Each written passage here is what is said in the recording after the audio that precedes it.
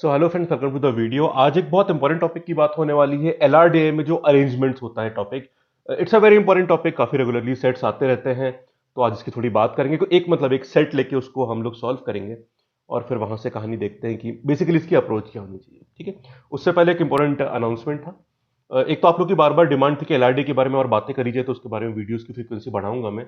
Announcement ये था कि आज, जैसे कि जानते हैं आप, 31 अक्टूबर है और ये 61st वीडियो है। लगातार वीडियोस आ रहे हैं। मैंने आपसे कहा था कि मेरा मतलब कोशिश है कि 100 वीडियोस तक बने।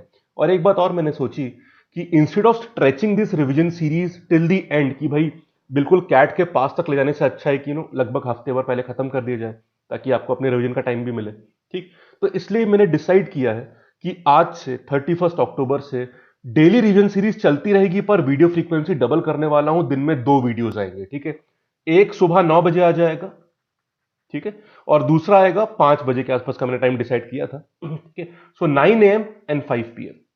क्लियर है बात? तो आज से दो दो वीडियोस आएंगे, तो ये मान लीजिए कि 40 वीडियोस बचे हैं आपके। तो लगभग 20 दिन में अराउंड 20 नवंबर सीरीज खत्म कर देंगे, ताकि लास्ट वीक आपके पास रिलैक्स टाइप का बना रहे। क्लियर है बात? तो आज से डेली रिव्यू सीरीज के 2 वीडियोस पर डे। अभी तक आपने बहुत बढ़िया रिस्पॉन्स दिया सीरीज को। अब 2 वीडियोस कर रहा हूं, अच्छे रिस्पॉन्स की उम्मीद रहेगी आपसे। ठीक है, चलिए आगे चलते हैं, तो कहानी शुरू करते हैं। Okay, coming to arrangements now friends, इसकी 2 क्लास मैंने लेने का सोचा है, 1/2 और 2/2। मैं 2 सेट्स करवाऊंगा आपको, एक इस क्लास में और एक अगली क्लास में। अब देखिए, इस क्लास में मैं क्या करवाने वाला हूं ये। अ, इस वाली क्लास में मैंने एक सेट जो ये वाला लिया है, ये आईबीपीएस पीओ, बैंकिंग का जो पीओ एग्जाम होता है 2018 में हुआ था, वहां से लिया है। और अगला क्लास जो होगी उसमें कैट का ही सेट लिया, जो 1-2 साल पहले आया था। बहुत ही बढ़िया सेट था वो। ठीक है, बहुत ही मतलब बड़ा इंटरेस्टिंग था, बहुत सिंपल था, बट थोड़ा उसने पैटर्न बदला था, उसकी बात करूंगा। दोनों बहुत जरूरी है। अब एक बात सुनिएगा before coming to this set. IBPS PO या एसबीआई पीओ, ये काफी बढ़िया एग्जाम होते हैं एलआरडीए को प्रैक्टिस करने के लिए, खासकर एलआर वाला पार्ट। डीआई वाले पार्ट में बैंकिंग एग्जाम के थोड़े क्वेश्चंस कैलकुलेटिव ज्यादा होते हैं, जितने कैट में नहीं आते। ठीक है, but still you can practice. But LR में तो बहुत ही बढ़िया सोर्स है। कोई कंपलसरी सोर्स नहीं कि आपको वहां से प्रैक्टिस करनी है, बिकॉज अगर आपके पास टेस्ट सीरीज वगैरह है तो बहुत अच्छी बात है। बट अगर मन करे तो उन एग्जाम से, खासकर जो पीओ वाले एग्जाम होते हैं, वहां से आप एलआर प्रैक्टिस कर सकते हैं। अच्छी प्रैक्टिस होगी। किस तरह की? जो एलआरडीए कैट में होता है आपका, अगर लेवल फॉर एग्जांपल मॉडरेट रहा, तो जो इजी से मॉडरेट वाले एलआर सेट्स आते हैं, उस लेवल की प्रैक्टिस वहां बहुत बढ़िया होती है। हाँ, कैट का टफेस्ट वाला जो होता है वो वहां नहीं मिलेगा आपको, पर अब तक तो आप समझ गए हो कि वो कंसर्न ज्यादा है भी नहीं हमारी। ठीक है, क्योंकि अब हम समझ गए कि एलआरडीए का खेल उसके टफेस्ट सेट में नहीं, उसका इजीएस्ट वाला चूज करना और जल्दी इनिशियली सॉल्व करने पर है। तो उसके लिए इन एग्जाम्स के आप प्रीवियस पेपर से प्रैक्टिस कर सकते हैं। It will be useful. ठीक है, बाकी कुछ और सोच है तो बहुत ही अच्छी बात है, नॉट अ प्रॉब्लम। तो ये है आईबीपीएस पीओ का 2018 का एक सवाल। आइए सॉल्व करते हैं। अगले में कैट का होगा, तो वो कनेक्शन भी सेट हो जाएगा कि भाई सॉल्व कैसे करना है। अब सुनिएगा ध्यान से। इस तरह के सवाल चाहे अरेंजमेंट में हो या चाहे सिलेक्शन में हो, ठीक है, बेसिकली फंडा बहुत सिंपल होता है। जो 2-3 की पॉइंट्स होते हैं, फिर मेरी अप्रोच पे ध्यान देना कि हम लोग कैसे सॉल्व करते हैं। ठीक, अच्छा, अगर आप इसको सॉल्व पहले करना चाहते हो ना, तो इसका स्क्रीनशॉट ले लो। मैं अपना ये फोटो छोटा कर दिया मैंने। ठीक है, take the screenshot now, solve it. ठीक है, क्वेश्चन है बाद में, क्वेश्चंस हैं बाद में, दैट इज ओके। क्वेश्चन नहीं आ रहा, अरेंजमेंट पूरा कर लो, क्वेश्चन तो चलो हो ही जाते हैं, that is not a major concern, वो मैं करवा दूंगा। आप सेट एक बार अटेम्प्ट करना जो कर लो, स्क्रीनशॉट ले लो अभी। मैं आगे बढ़ रहा हूं सॉल्व करते हुए। एक सेकेंड, हाँ, चलिए। तो 2-3 की पॉइंट ध्यान रखिएगा। सबसे पहली बात जो हमको यहां पे ध्यान रखनी है, इस तरह के सवालों में जिस भी इंसान या एलिमेंट का रेफरेंस सबसे ज्यादा आता है, अक्सर वहीं से शुरू करना बेटर होता है। बिकॉज रिलेटिवली ज्यादा प्रिसीजन से आप उसको अपने अरेंजमेंट में मार्क कर सकते हो। दूसरी बात, आपने मार्क कर दिया, उसके बाद उसके बारे में और भी जो हिंट है, फॉर एग्जाम्पल यहां पे देखो, अगर मैंने एस और क्यू को मार्क कर, तो एक क्यू के बारे में हिंट और है, तो कनेक्ट करिए। मतलब कि भाई पी, फॉर एग्जांपल मैंने पी पर्सन को मार्क कर दिया, पी पर्सन के बारे में कहीं पे कुछ और हिंट्स भी दे रखी हैं क्या, उनको आपस में इंटरकनेक्ट करो। कई बार आप ऐसा भी कर सकते हो कि 2-3 हिंट सेम पर्सन के बारे में इंडिविजुअली अप्लाई करने से अच्छा उन सारी हिंट्स को एक साथ पढ़ो with respect to that common person, और फिर एक साथ अप्लाई कर दो। ऐसा भी होता है। किसी भी हिंट को अप्लाई करते वक्त अगर मल्टीपल केस बन रहे हैं, जैसे पहले में देखोगे आप कि S sits third to the right of Q, और दोनों में से कोई एक इंसान एक्सट्रीम एंड्स पर है, दो केस बन सकते हैं। दोनों केस बनाइए। केस फ्रेंड्स, अरेंजमेंट या सिलेक्शन इन तरह के सवालों में केस फॉर्मेशन से भागना मत, वरना आप स्टक अप हो जाओगे। और कई बार केस फॉर्मेशन नहीं करना और उन्हें माइंड में कि चलो दिमाग में नहीं, कॉपी पे सारे केस आपके मार्क्ड होने चाहिए सिस्टमैटिकली। केस बनाने से डरना एक one of the major reason होता है कि आप सवालों में फंस जाते हैं। ठीक है, आप बोलेंगे सर मल्टीपल केस आगे बढ़ाना मुश्किल होता है। भाई ज्यादातर केस कैंसिल होते हैं और आखिरी में अक्सर एक ही केस बचता है। तो the help is there in the upcoming steps, पर केस बनाओ तो सही पहले। ठीक है, तो इस तरह से कॉमन हिंट्स लेते हो आगे चलिए। And always keep the priority कि हमको line by line hints apply करते जानी है। ठीक, and we have to be confident at a point कि हाँ ये हिंट अप्लाई हो चुकी है, तो इसको फिर हटा के हम क्वेश्चन में आगे बढ़ सकते हैं। कई बार हमें हिंट्स का ऑर्डर चेंज करना पड़ता है कि भाई पी की दो हिंट से तीसरी हिंट पांचवें नंबर पे पी की, तो उस पांचवें को पहले उठा लो ताकि पी वाले सारे हिंट्स पूरे हो जाए। तो आप ऑर्डर भी बदल सकते हैं as per your judgment on that particular exam day. ठीक है, तो इन कुछ बातों को ध्यान में रखते हुए आइए सेट को सॉल्व करते हैं। थोड़ा अप्रोच ध्यान में रखना, अगले में कैट वाला देखेंगे तो क्लैरिटी बढ़ेगी आपको। आइए शुरू करते हैं।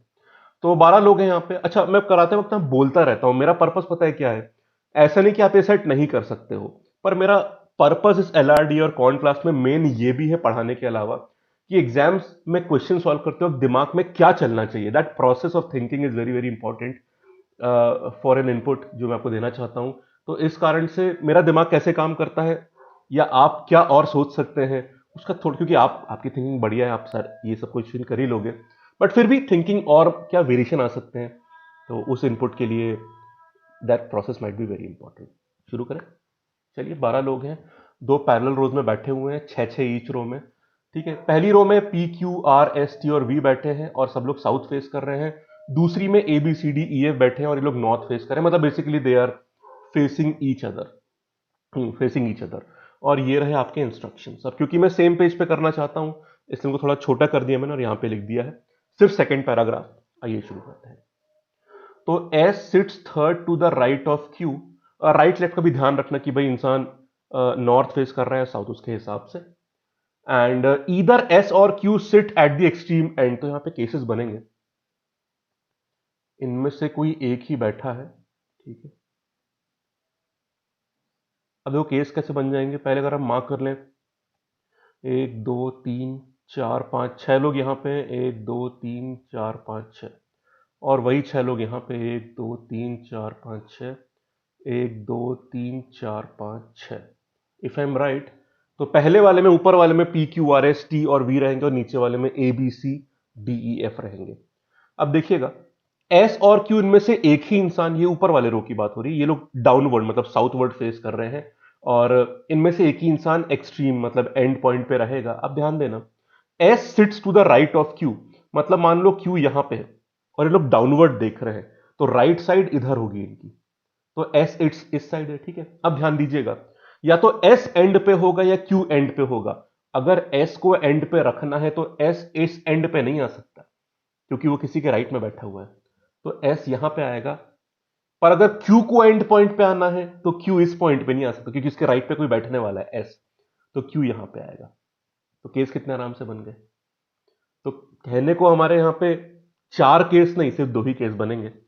ओके, देखते हैं। अब देखो ये हो गया, तो एस कहाँ है, क्यू के थर्ड राइट में, तो क्यू थर्ड लेफ्ट में, क्यू यहां पे आ जाएगा। और यहां पे क्यू है तो थर्ड राइट पे एस यहां पे आ गया। वन टू, प्लीज ये जो काउंटिंग करते हो ना, अपना प्लेस छोड़ के, जैसे मैं यहां बैठा हूं तो मेरे बगल से शुरू होगा, वन टू थ्री, इस तरह से। ठीक है, तो वन टू थ्री ऐसे बिठा दिया अपन ने। तो ये दोनों हिंट्स आप देख रहे हो, ये पूरी कर ली। अब यू नो वन थिंग, ये एग्जाम में काटने की जरूरत नहीं है, ऑब्वियसली वहां पे आपके पास ऐसा मतलब पेन होगा भी नहीं। The point is very simple कि आपके मन में क्लियर रहे कि हाँ अब इस हिंट को मैं यूज कर चुका हूं, I don't need to come back to this one. उससे क्या होता है ना कि it becomes more convenient for you कि बची हुई हिंट्स में मैं कॉन्सेंट्रेट करूं। तो segregation of information, classification of information is also very very important, वरना बार बार आप उसमें वापस आते रहोगे, कुछ कंटेंट बचेगा नहीं उसमें। केयरफुल रहना। ठीक है, चलिए आगे चलते हैं। The one who faces Q sit second to the right of E. तो क्यू को जो इंसान फेस कर रहा है वो ई के सेकेंड राइट में है, तो ये रहा, तो ई यहां पे होगा सेकेंड राइट में, और क्यू के अपोजिट ये है तो ई के सेकेंड राइट में। तो ई मार्क कर दिया क्योंकि ई तो नीचे बैठा हुआ है। ठीक है, ये भी हिंट पूरी हो गई। एग्जाम में कटिंग की जरूरत नहीं, मैं तो आपको बस रेफरेंस के लिए समझा रहा हूं बातें यहाँ पे। Okay, two person sit between B and F, और बी और एफ के बारे में एक और हिंट है कि इनमें से कोई भी एक्सट्रीम एंड पे नहीं बैठता, तो बीच में दो लोग रहेंगे। तो देखो यहाँ पे तो हम प्लेस ही नहीं कर पाएंगे। क्यों नहीं कर पाएंगे? बी और एफ कोनों पर तो आने नहीं है, तो यहाँ पे आप रख ही नहीं सकते, जगह ही नहीं बची, केस कैंसिल। यहां हो सकता है कि ये दो लोग ये हो गए, तो या तो बी यहां तो एफ यहां, या फिर एफ यहां तो बी यहां। दो केस बने पर उसके अंदर ही बना दिए, ठीक, क्योंकि बी एफ और एफ बी दोनों हो सकता है। तो यहां पे केस इग्नोर मत करना, ये हिंट पूरी होगी अपने, जो था अपन ने अप्लाई कर दिया। अब इस पर दोबारा दिमाग लगाने की जरूरत नहीं है। देखिए एलआरडी में फ्रेंड्स बहुत सारी हिंट्स होती हैं, तो यही छोटे छोटे पॉइंट से फंसते हैं कि बार बार आपके माइंड को कॉन्सेंट्रेटेड अप्रोच दिखनी चाहिए, सेग्रीगेटेड या फैला हुआ डेटा नहीं दिखना चाहिए आपको बार बार कि भाई मल्टीपल हिंट्स। आपको ठीक रास्ते से कंफ्यूजिंग एक पूरा मैश बना है उससे निकाल के दिमाग को ले जाना है। इसलिए कौन सी हिंट यूज हुई कौन सी नहीं होगी, ये सबसे क्रूशियल पार्ट होता है प्रोसेसिंग का, जिसको हम कई बार इग्नोर कर देते हैं। तो थोड़ा केयरफुली देखना है इस बात को। आगे चलते हैं। The immediate neighbour of B faces the person who is sitting third to the left of P. तो पी के थर्ड लेफ्ट में जो पर्सन बैठा हुआ है वो बी का नेबर है। अब देखो फ्रेंड्स, यहां पे ध्यान रखो। अगर बी को यहां पे रख दिया आपने इस प्लेस पे, उसका नेबर या तो ये होगा या फिर ये होगा, ठीक। उसके अपोजिट जो इंसान है वो पी के कहां बैठा हुआ है? थर्ड लेफ्ट में। तो पी तो आ ही नहीं सकता ना, यहां पे तो क्यू बैठा है, तब भी थर्ड लेफ्ट नहीं हो पाएगा आपका, क्योंकि पी को रखना है, फिर थर्ड लेफ्ट पे इंसान बैठेगा जो बी का नेबर है। तो इसलिए बी यहां पे नहीं हो सकता, यहां पे बी नहीं हो सकता। क्लियर है बात? यहां पे एफ आ जाएगा, तो बी यहां पे आ जाएगा। क्लियर है? अब काम बन सकता है। कैसे काम बन सकता है देख लो। बी का नेबर या तो ये या तो ये। अगर ये बी का नेबर है तो ये रहा इंसान, ये पी के थर्ड लेफ्ट में नहीं आ सकता बिकॉज यहां पे क्यू बैठा हुआ है।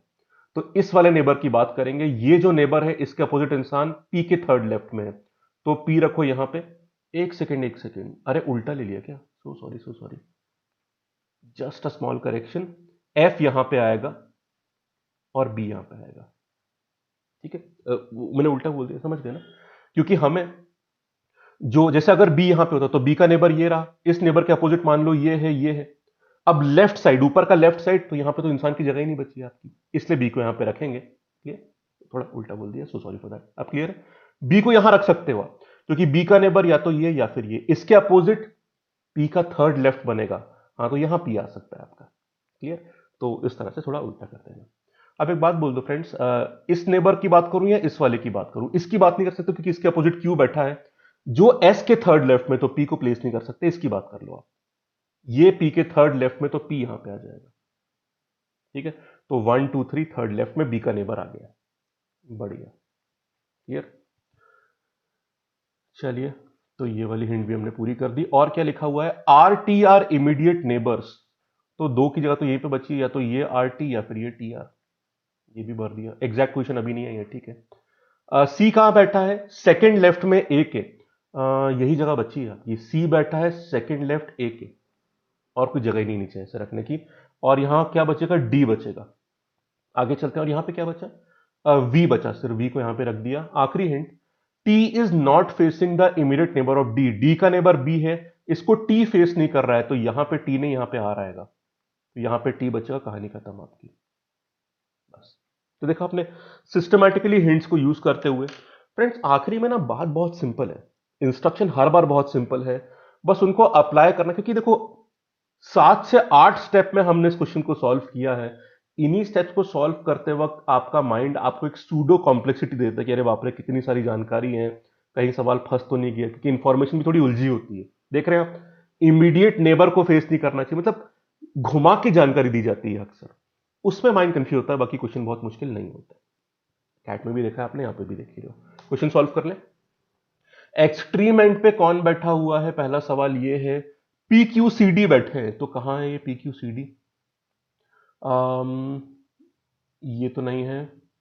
पी क्यू सी डी ये भी नहीं है, ये भी नहीं है। ये पी और डी, ये दोनों मैच करनी चाहिए, जरूरी है, तो यहीं पे मैच कर रहे हैं पी और डी, तो ये ऑप्शन आ गया, डी ऑप्शन, ठीक है। Who among the following is facing S? S को फेस कौन कर रहा है? ए फेस कर रहा है एस को, और ए ऑप्शन में बैठा हुआ है तो ए ऑप्शन आंसर हो गया आपका, ठीक है। हाउ मेनी पर्सन, कई बार ध्यान रखना कि ए चाहिए पर वो हो सकता है ऑप्शन ए में ना हो, तो थोड़ा वैसा कंफ्यूजन अगर कभी आए तो ध्यान रखना।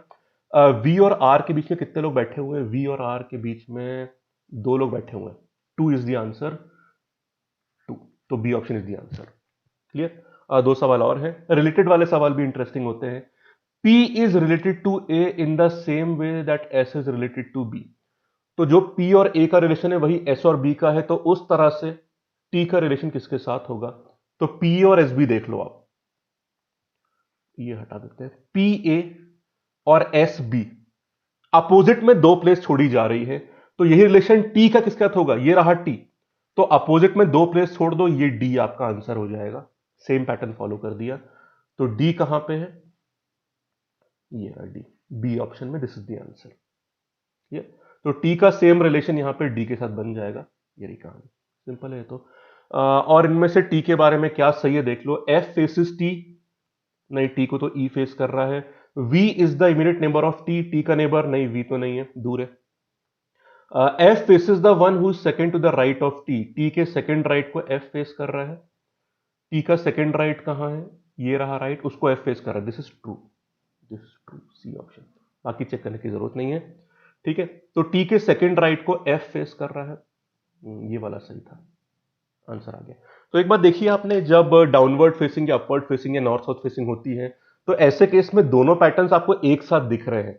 तो यहां पे ना राइट लेफ्ट का स्पेशली, वही थोड़ा सा बीच में ना तो अपन थोड़ा जो फंस गए थे, राइट लेफ्ट का बहुत स्पेशल ध्यान रखना पड़ता है, ठीक है, क्योंकि दोनों के लिए राइट लेफ्ट अलग होता है, जिसको इमेजिन करना सिंपल है, बट जब भी हिंट आपस में यूज करते हैं या कंबाइन करते हैं, थोड़ा केयरफुल और अटेंटिव रहना, बाकी प्रॉब्लम नहीं होगी इसमें, ठीक है। क्लियर बात? तो चलिए, ये तो बात थी एक आईबीपीएस वाले सेट की, which was very helpful and good for practice. एक कैट का सेट लेंगे जो अरेंजमेंट में था और बहुत बढ़िया था और सिंपल था, कोई ज्यादा प्रॉब्लम नहीं थी।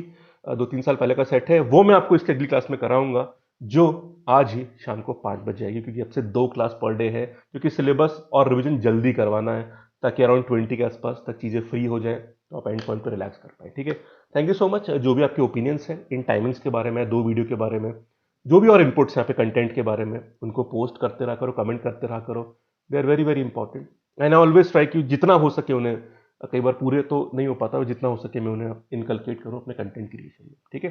तो thank you so much, have a nice day. Video like कर देना, सब्सक्राइब बटन और बेल आइकन भी दबा दीजिएगा, कमेंट्स का वेट रहेगा, ठीक है। Thank you so much, have a nice day, take care, मिलते हैं अगले वीडियो में।